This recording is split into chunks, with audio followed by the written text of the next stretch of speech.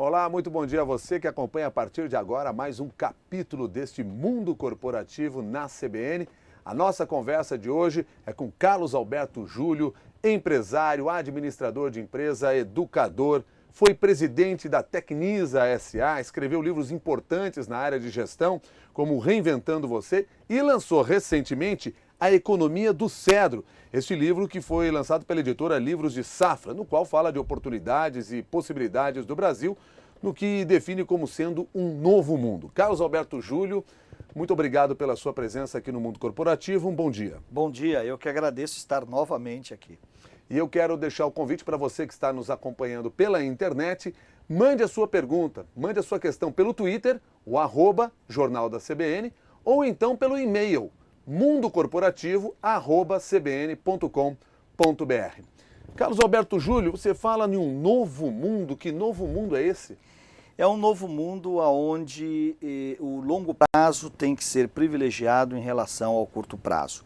A impressão que a gente tem, ou talvez não mais que impressão, talvez a certificação que nós temos, é que essa crise de 2008, que se apresentou num primeiro momento como sendo uma crise do setor imobiliário norte-americano, logo verificou-se que não era só a questão dos subprimes, mas era uma crise financeira, que logo deixou de ser financeira para ser econômica e deixou de ser americana para abalar a estrutura, vamos dizer assim, de grandes economias.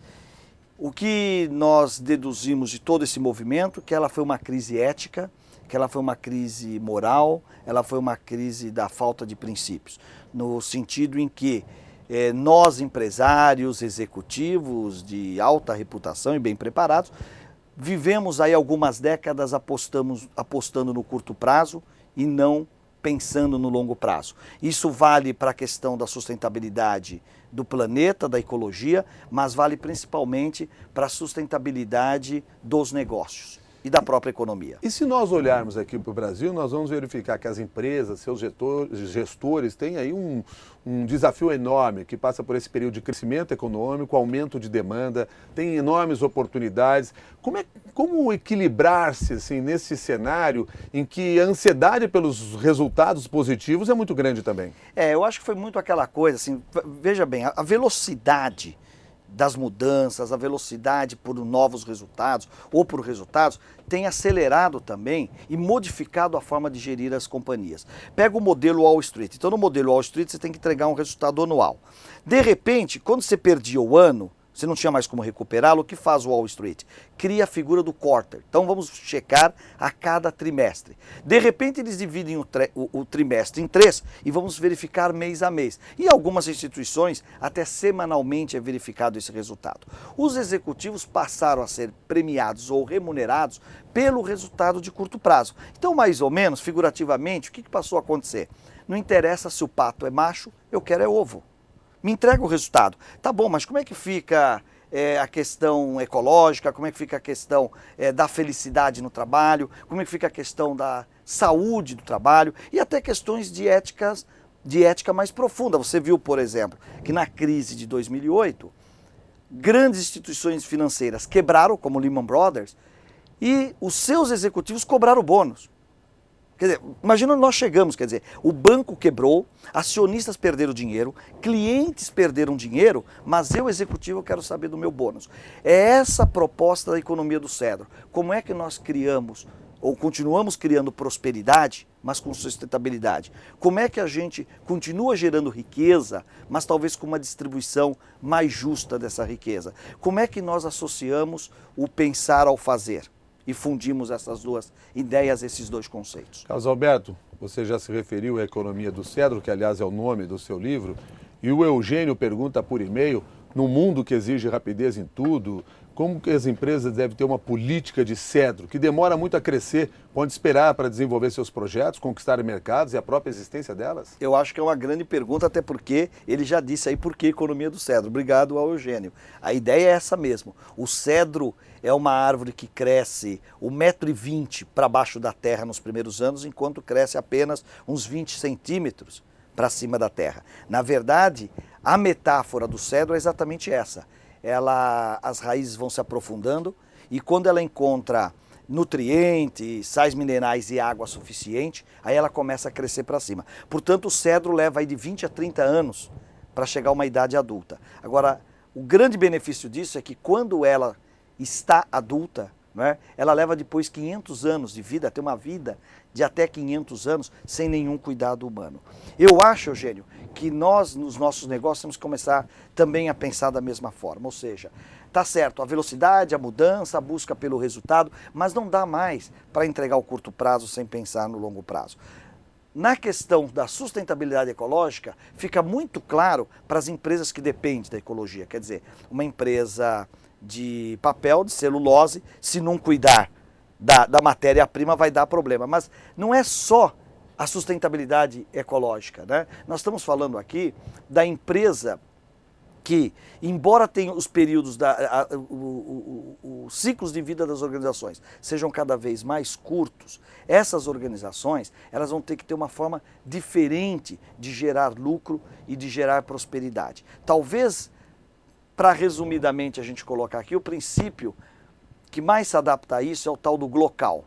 Quer dizer, as marcas serão globais, os serviços serão globais, a imagem de marca e de reputação das empresas vão continuar sendo global porque precisa de escala, mas a tua atuação vai ser local. A empresa e aquela marca vai ter que estar inserida na comunidade, atender aquela comunidade, e não é só em termos de adaptação de produtos. Nós estamos falando aqui principalmente de conduta e de interação.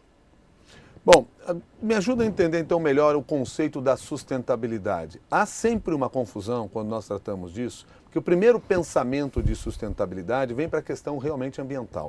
Primeira coisa. E como você traz para a economia a lição do cedro, eu queria que você nos ajudasse então a ver um pouco isso de uma maneira mais ampla. Como é que funciona esse conceito da sustentabilidade dentro da corporação? Você se referiu, por exemplo, à criação de uma marca e a manutenção dessa marca naquele mercado, o reforço daquela marca. Mas nós vamos muito além disso. Então, veja bem, sustentabilidade, lato sensu, que significa? Como é que eu repito no futuro os ciclos de sucesso do presente? Então, como é que eu vou garantir que a minha empresa no futuro terá mercado, terá as mesmas oportunidades, eu vou continuar evoluindo e crescendo? Para que isso ocorra, a empresa hoje vai ter que estar inserida muito mais naquilo que a sua comunidade, o seu cliente, os seus stakeholders, na verdade, acredito que a empresa precisa ser e ter. Eu vou dar um dado interessante para você. Uma pesquisa que foi feita há 4 anos com um grupo de recém-formados, com 5 anos de trabalho, os 3 primeiros desejos desses jovens eram salário, bônus e plano de carreira. O mesmo grupo, não as mesmas pessoas, mas o mesmo grupo, feito agora em agosto do ano passado, apareceu uma causa para defender, um sistema ético de avaliação e remuneração baseada em resultado. Olha que interessante. O jovem está dizendo assim, eu não quero trabalhar em qualquer empresa. O que vocês fazem aí? Quão importante vocês são? Quão éticos vocês são? Ah, e eu quero essa ética também na minha avaliação. O que é ética? Lato sensu. Aquilo que vale para mim, vale para todo mundo. E o que vale para todo mundo, vale para mim. Veja bem que ninguém está falando em isonomia. Ninguém está falando do mesmo salário para todo mundo. Ele está dizendo, olha, se eu contribuir mais, eu quero ganhar mais. Se eu contribuir menos, vocês me pagam menos. Percebe que há totalmente uma mudança no sentido da cabeça do líder, do gestor, do investidor. O consumidor continua também fazendo a mesma observação. Eu quero comprar de empresas que que se sinta responsável por aquilo que ela polui, pela qualidade dos produtos, pelo relacionamento com o cliente. Vamos pegar o caso, né, hoje, emblemático, B2W. Imagine você, junção de Submarino com Americanas, eles criam, aí talvez chegaram a ter quase 60%, 70% de todo o e-commerce brasileiro, não é? Quer dizer, uma empresa muito forte, muito potente, etc. e tal. Que ocorreu com o crescimento da economia. Eles não conseguiam entregar, começaram a atrasar, tiveram problemas seríssimos agora no Natal. Tudo isso faz com que a gente repense, ora, como é que eu me preparo para crescer? Porque a impressão que dá é que quando a economia está crescendo, as oportunidades são para todos, a gente vai ganhar muito dinheiro. Não é verdade. Você pode destruir uma empresa no crescimento, porque você só tem 2 alternativas. Ou você investe e se prepara antes de oferecer, Antes de vender, você se prepara para entregar. Ou segundo, você tem que ter uma habilidade, uma competência para trocar as turbinas do avião em voo. E nem toda empresa está preparada para fazer isso. Então você imagine duas marcas poderosíssimas, como Americanas.com, como Submarino.com, se comprometendo ou comprometendo essas marcas no e-commerce, porque não se prepararam para atender ou para atender adequadamente como deve ser. O que ocorreu? Nos últimos anos ela perdeu participação de mercado, enquanto outras empresas que foram num processo mais estruturado acabaram ganhando. Portanto, no mercado não é uma corrida de 100 metros, é uma maratona.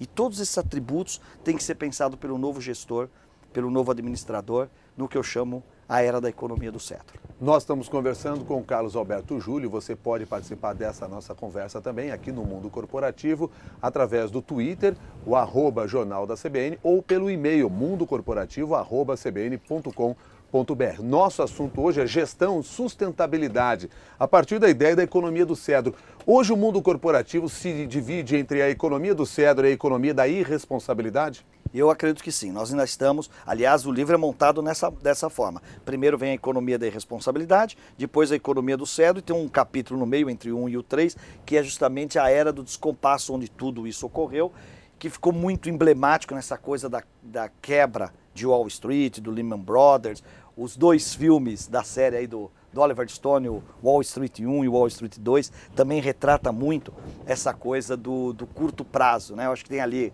uma cena emblemática no Wall Street 2, que é quando, simulando a reunião dos banqueiros com o Fed americano, e eles falam que tem que injetar 100 bilhões de dólares nos bancos, e aí o presidente do Fed fala, pô, mas isso é socialização. Eu passei 30, 40 anos lutando contra essa ideia, isso é estatização, né?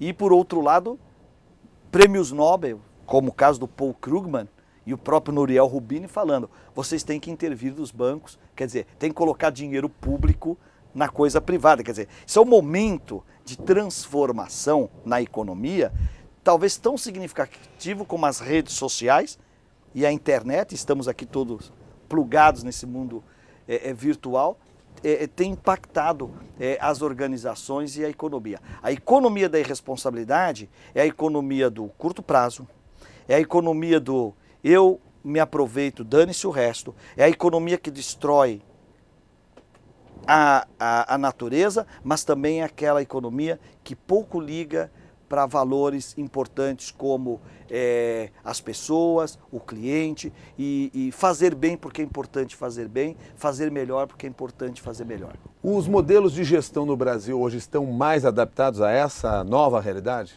Eu acredito que nós tenhamos no Brasil hoje um processo acelerado, não só de conscientização, como de aprendizado das modernas técnicas de gestão.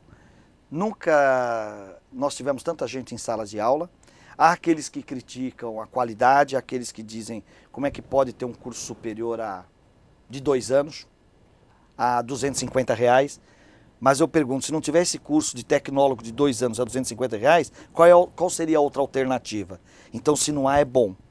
Porque de repente a pessoa faz esse curso de 2 anos, começa a trabalhar e aí vai para um outro curso melhor, etc. Eu acho que nós caminhamos a passos largos. Nunca se vendeu tantos livros de negócios, as livrarias estão abarrotadas, as revistas de negócios, a prova disso é o mundo corporativo, ocupando um horário numa cadeia tão importante como é a CBN.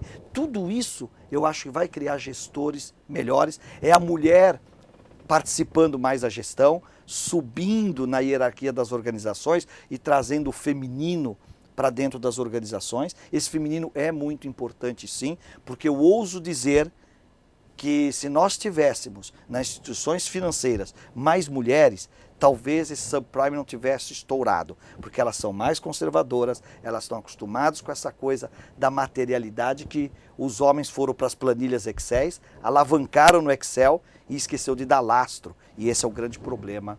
Mas as mulheres não copiam apenas a forma de gerir as empresas que os homens já vinham tocando historicamente?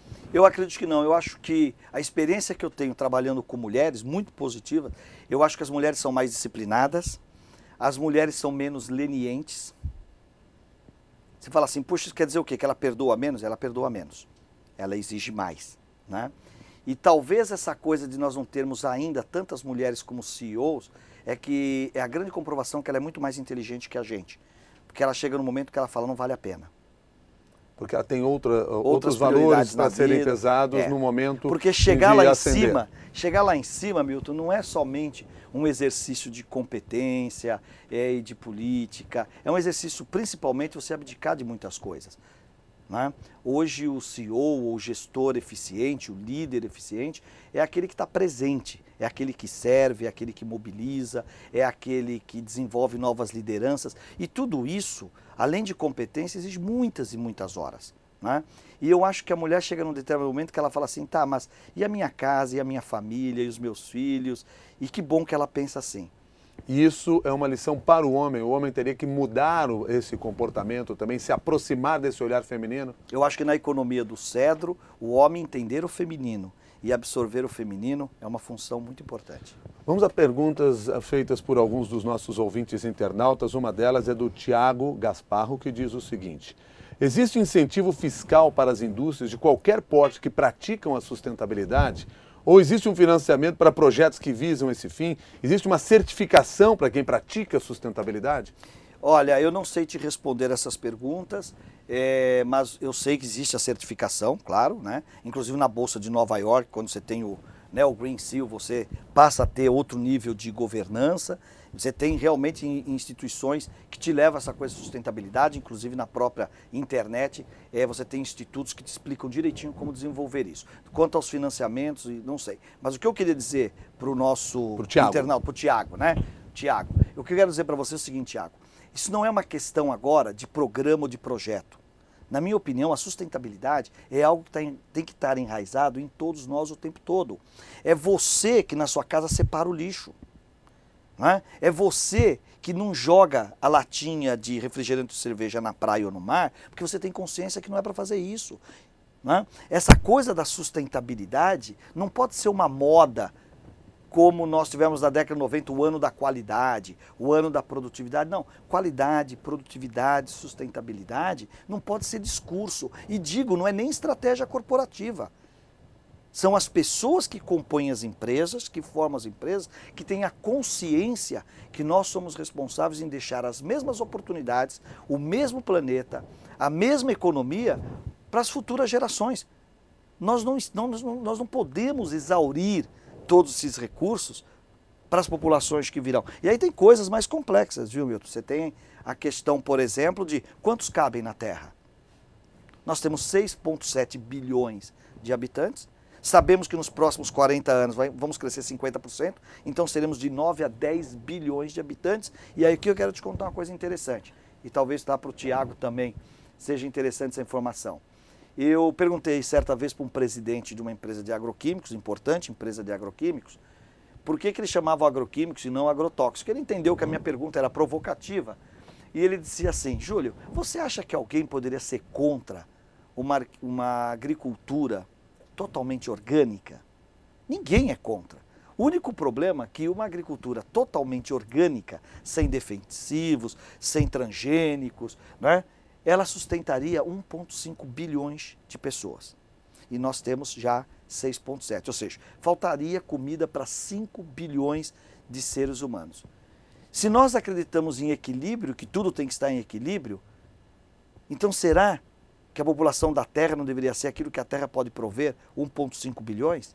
Já passamos há muito tempo.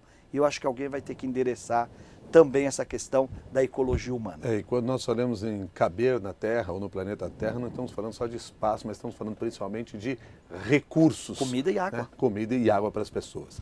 Pergunta da ouvinte internauta Eliana Gomes: o que uma pequena empresa do ramo alimentício que está iniciando as atividades precisa fazer para desenvolver projetos e políticas de sustentabilidade? Em primeiro lugar é você ter a consciência que isso é importante. Em primeiro lugar. A preocupação pelo assunto já é um passo. Já é importante. E as tuas pequenas ações.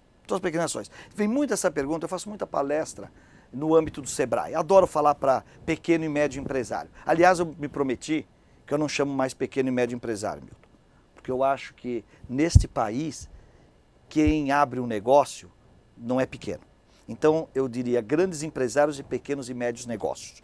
Acho que a gente tem que inverter um pouquinho essa relação. eu faço muito palestras nesse âmbito para grandes empresários de pequenos e médios negócios. E essa pergunta sempre vem, puxa, mas eu sou pequeno, como é que eu faço um plano de sustentabilidade? Ah, eu sou pequeno, não dá para eu anunciar no rádio, na televisão, no jornal. Então eu quero dizer o seguinte, 2 dicas importantes. Primeiro, tudo que você precisa saber sobre o seu negócio, o teu cliente te diz. A pergunta é, você pergunta para o teu cliente, você ouve, e aquilo que você ouve, você cria novas alternativas? Segundo, tudo que você precisa saber sobre o seu mercado, o teu cliente te diz. E tudo que você precisa saber sobre o seu negócio, o teu funcionário te diz. Então, se ela tem uma pequena loja, um pequeno varejo, qual é a minha recomendação? Que tal uma vez por mês, você chegar 2 horas antes na loja, prepara lá um café da manhã para os teus funcionários, senta com eles durante 1 horinha e pergunta, o que nós estamos fazendo de bom para os nossos clientes? O que nós não estamos fazendo de bom? Né? Quando o cliente não compra aqui, ele compra onde? Né? O que nós estamos fazendo com o lixo da nossa loja, com o papel? O que nós vamos fazer de diferente nesse mês para sermos mais sustentáveis, para atender melhor o cliente e para ganhar mais dinheiro, que é legítimo? E faça também isso 2 vezes por mês com o seu cliente. Fique na loja não para vender. Tire 1 ou 2 dias por mês. Hoje eu vou ficar na loja só para conversar com os clientes e tentar entender como é que eu posso melhorar o meu negócio. Você não precisa de grandes empresas de pesquisa. Você consegue fazer isso também. Percebe como a atitude modifica? Agora, além de ouvir, tem que saber interpretar o que o cliente quer. Porque se fizer tudo o que o cliente quer, às vezes as coisas não dão certo. Porque nem sempre o que o cliente quer é o melhor, não só para o negócio, mas para ele próprio. Sem dúvida. Não é papel do empreendedor fazer essa mudança e ter essa percepção? Eu costumo dizer o seguinte, se você não fizer o que o cliente quer, você vai quebrar. Mas se você fizer tudo o que ele quer, você quebra mais rápido. E aí é que vai a tua habilidade de gestor, de empreendedor, de pessoa que tem sensibilidade para o negócio. O que ocorre é que nós, enquanto consumidores, também fazemos benchmark. A gente só não sabe que chama assim. O que é benchmark? É comparar as suas práticas às melhores práticas para ver o gap. O que o cliente faz hoje? O que você, Milton, faz, o que eu faço? Eu sei que o Sedex entrega no mesmo dia. Então, quando eu faço uma compra na loja e fala que vai demorar 1 semana para entregar, eu falo, como? Se o Sedex entrega no dia, por que você quer me levar 1 semana?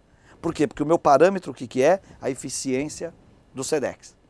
Tá certo? Quando eu vejo que eu entro num site de e-commerce na internet, de uma empresa que eu nunca vi, que eu não conheço, e lá ele me divide em 5 vezes no cartão e aceita todos os cartões, como é que você pode aceitar ir num restaurante, às vezes bons, de classe, né? Como os do Belarmino aqui em São Paulo, o Figueiras Rubaiá, etc., restaurantes muito bons, mas você chega lá e só aceita uma bandeira de cartão de crédito. Ah, mas é que essa bandeira dá este ou aquele privilégio para o restaurante? Bom, então é o seguinte, você prefere se aliar ao seu fornecedor do que servir o seu cliente? A gente sabe de tudo isso. Então o que acontece? Esse gap entre o que o cliente deseja e o que você pode fazer, sabe quem cumpre? A linha de frente, quem atende o cliente. Portanto, a regra é o seguinte, tenha as melhores pessoas da sua empresa, aquelas que falam com o cliente. E aí entra uma outra questão, que é equilibrar a tecnologia com as relações humanas. Porque hoje há um hábito e a ideia de que nós temos que avançar tecnologicamente, implantar mais tecnologia na nossa empresa para atendimento melhor, mais qualificado, melhor produtividade, etc. e tal. Como é que a gente equilibra isso com a relação humana, que me parece, por tudo que você está dizendo, fundamental? Fundamental. É o tal do high-tech, high-touch, né? Quer dizer, alta tecnologia, mas também com um toque humano. Existem hoje profissionais competentes que sabem estabelecer essa coisa do relacionamento com o cliente. Eu vou dar um exemplo rapidinho para você, já que você citou a Tecnisa. Lá na Tecnisa, por exemplo, o que nós percebemos? Que você conversava com o cliente, imagina o seguinte, você compra um imóvel, uma coisa cara, mais que isso, você compra o sonho da sua vida, que é a sua casa própria. Só que nós vamos construir e entregar daqui 30 meses. Como é que a gente conversava com o cliente nesses 30 meses? Via boleto bancário. Você quer uma coisa mais feia do que falar com o cliente, só lembra de você quando você cobra. Então o que nós criamos? Nós criamos ao longo desses 30 meses 19 pontos de contatos com o cliente. 19 pontos de contatos. E resolvemos fazer o seguinte, via a mulher. Casal via mulher. E pesquisamos e vimos que o que é comum a todas as mulheres é que todas gostam de caixa. Caixa, né? Então, esses 19 contatos são caixas que a gente manda. Exemplo, assinou o contrato 1 semana depois, mandamos a primeira caixa. Essa primeira caixa tem o quê? 2 tacinhas e um champanhe dizendo assim, olha, muito obrigado por ter comprado um apartamento Tecnisa, eu sou a Patrícia Guimarães, sou o seu contato aqui na Tecnisa, porque precisar tá aí meu telefone, meu e-mail e tudo mais. E enquanto a gente vai cuidar de construir seu apartamento, vai tomando aí, comemorando com o senhor Milton a sua aquisição. 40 dias depois, recebe outra caixa, mas outra caixa. O que tem lá dentro? Olha, dona fulana, nós sabemos que esse negócio de apartamento tem escritura, tem planta, tem boleto, e os homens não são muito organizados nisso. Então, para não ficar um papelzinho em cada gaveta, nós estamos mandando uma pasta para a senhora organizar todos os documentos do seu apartamento. E é uma pasta de aço, com o número da unidade, com o nome do prédio e tal. E assim vai. E a última caixa que ela recebe é as chaves. Pois é. Esse é o high-tech, high-touch. Por quê? Só com tecnologia você consegue fazer isso para 15 mil clientes. Saber a caixa que foi, a que não foi, o time, só com tecnologia. Com um grande CRM, né, um software que a gente chama de Customer Relationship Management, que faz a gestão da relação com o cliente. Você precisa de tecnologia. Agora onde está o high-touch? Está na caixa, está o que vai dentro da caixa, está na mensagem da caixa, está em tratar a partir da segunda correspondência, não põe mais senhora. Fala, Vera, aqui é a Patrícia. Né? E as pessoas sentem isso, as pessoas querem se sentir tocadas. Nada disso, porém, funcionará ou terá resultado se ao final dos 30 meses eu não tiver o meu apartamento, que é o sonho de quem buscou aquilo. Ou seja, o resultado final ele ainda é o que vai acabar faltando. E hoje um grande desafio para todas as incorporadoras, porque o que nós estamos vivendo hoje? O mercado aqueceu demais, vendeu-se muito e começa a faltar mão de obra e até materiais. Então, os possíveis atrasos que vão ocorrer, e eu acho que de forma generalizada, não acho que são grandes atrasos, mas isso conturba a vida, porque às vezes a pessoa que comprou o apartamento já transferiu o filho da escola esperando a entrega das chaves. E de repente o cara não te entregou a esquadria, você não terminou o apartamento, é realmente um problemazinho. Para poder resolver isso, as incorporadoras têm legalmente 6 meses de carência. Né? E é dentro desses 6 meses que a gente tem que se esforçar para não atrasar. E nós estamos falando aqui de planejamento. Também. Tema proposto pelo Felipe Oliveira através do e-mail, que comenta o seguinte, ou pergunta, com base nas incertezas que vivemos em relação à Copa do Mundo, que análise o senhor faz sobre a forma com a qual as empresas no Brasil lidam com o planejamento de projetos? Nós não lidamos com planejamento de projetos. Quando eu faço a palestra de um livro que também passou aqui pelo mundo corporativo, que é a Arte da Estratégia, às vezes eu começo assim, quando não é um evento fechado para uma empresa, quando é um evento aberto, eu costumo perguntar assim para a audiência, quem aqui na sua empresa tem um planejamento estratégico estruturado, tem uma estratégia definida e um planejamento montado para entregar essa estratégia? Sabe quanto dá, Milton? O quê? O número de pessoas que levantam? Menos de 1%. É mesmo? Menos de 1%. Por quê? Então, o que eles estão me dizendo é o seguinte, não, na minha empresa eu não tenho planejamento estratégico. Então não é só de projeto. As empresas ainda não têm o hábito de planejar a médio e longo prazo, de definir, porque na verdade o que é a estratégia? Mas aí faz o trabalho no improviso? Faz o trabalho baseado em orçamento. Não faz o trabalho baseado em estratégia. Porque o que é a estratégia? É o caminho para eu chegar onde eu quero. Se você não sabe onde você quer chegar, não precisa de estratégia.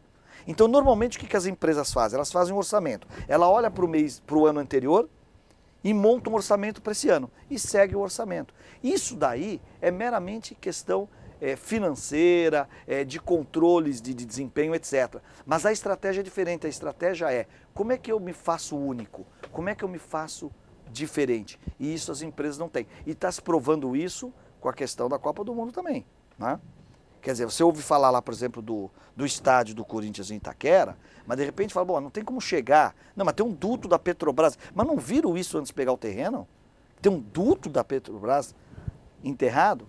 Infelizmente, esses são grandes desafios. Mas na economia do cedro que eu coloco é o seguinte, essa é a grande oportunidade, Milton. Esse é um país a construir. Todas as grandes economias do mundo se fizeram ricas porque construíram seus países. E nós temos hoje uma estabilidade financeira e econômica e um país a construir. Esse é um tsunami do bem. E a gente tem que surfar essa onda. Pois é, no livro você fala sobre algumas peculiaridades dos brasileiros. De que maneira esse perfil interfere na gestão dos negócios e na maneira, inclusive, do profissional agir no mercado de trabalho? Olha, Milton, eu trabalhei 16, 17 anos no mercado internacional. Viajei pelos 5 continentes, trabalhei muitos anos na África, no Oriente Médio, etc. E isso sempre foi uma coisa que me incomodou e agora eu fico muito feliz de ter podido escrever isso num dos capítulos do livro. Porque sempre a gente teve um sentimento meio de cachorro vira-lata, brasileiro é assim mesmo, o jeitinho brasileiro, ele improvisa, ele não planeja, o brasileiro é indolente, não faz. E não é nada disso.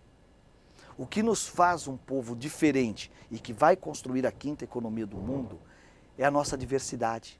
O Brasil é um grande mosaico étnico, que começou com os portugueses, ou talvez começou com os asiáticos, quando vieram para a América do Sul há 5 mil anos, 10 mil anos, que depois, com a vinda dos portugueses, olha que interessante, se você pegar a carta do Pero Vaz de Caminha, lá ele já diz que 7 não voltaram. Você imagina o seguinte, o Portuga chegou aqui, viu aquelas Índias maravilhosas, um clima delicioso e não voltou para a civilização, ficou aqui. E aí começou a miscigenação, começou a aculturação, né? Depois nós tivemos os negros, né?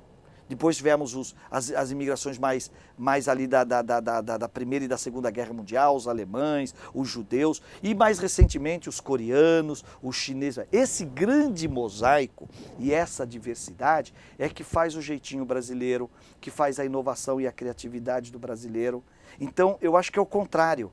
Este país tem nessa etnia as suas potencialidades maiores. Até porque o que dá sinergia são os diferentes.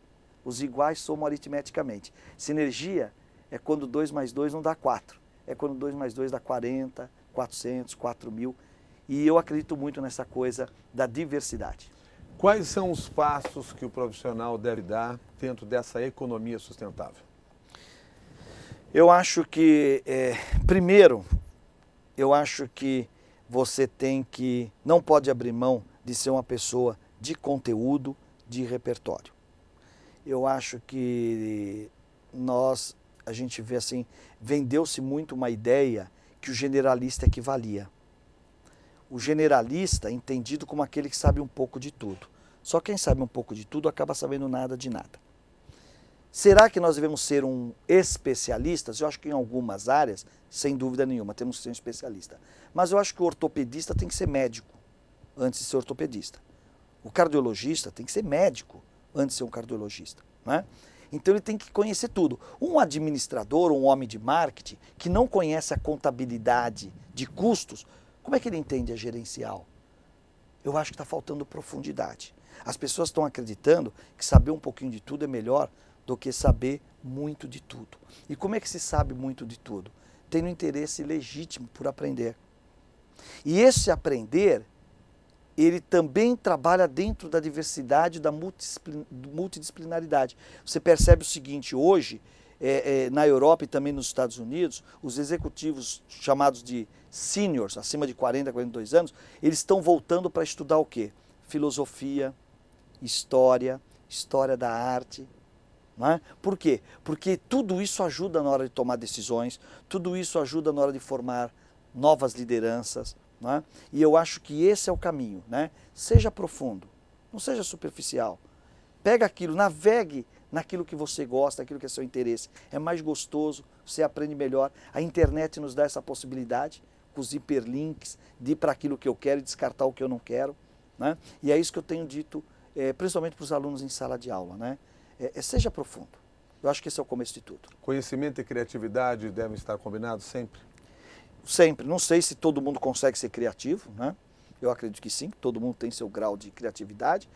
Eu acho que o principal aí, pelo menos pegando assim, como eu me descobri como profissional, eu acho que é essa questão do talento. O que é o talento? Talento é aquilo que você faz bem e todo mundo diz que você faz bem. Aquilo que você faz bem e só você acha que você faz bem é ego. Não vai te ajudar muito. Agora, se você tem algo que você faz bem, todo mundo diz que você faz bem, você deve explorar isso. Explorar mesmo. Se você é um grande comunicador, tem que estar na CBN. Você é um grande comunicador. Se você é uma pessoa que adora pesquisar, você vai estar dentro de um departamento de pesquisa, vai estar dentro de uma universidade. Qual é o seu talento? O que é que realmente te dá prazer e você faz tão melhor que a média que todo mundo diz. É muito importante descobrir qual é o seu talento. Carlos Alberto Júlio, muito obrigado pela gentileza de conversar conosco. Eu que agradeço. E mais esse capítulo aqui do Mundo Corporativo. Até uma nova oportunidade. Eu agradeço você, aos internautas e também aos ouvintes da CBN. Muito obrigado. Tá certo. E eu agradeço a você que acompanhou essa entrevista do Mundo Corporativo pela internet. Muito obrigado pela sua participação. Lembrando que o Mundo Corporativo vai ao ar também aos sábados, às 8 horas da manhã, dentro do Jornal da CBN. Até lá.